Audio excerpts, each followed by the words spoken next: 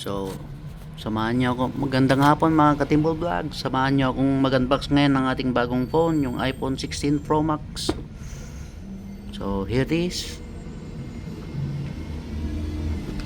Bagong deliver lang. At medyo mahirap talagang mag-unbox pag isang kamay lang ang gamit. Yun.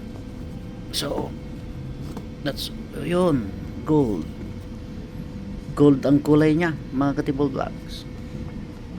Yan lang ang available kasi na kulay. So let's all good.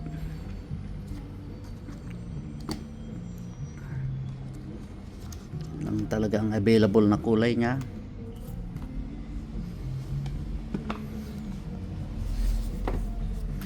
Lagay na natin mamaya sa box.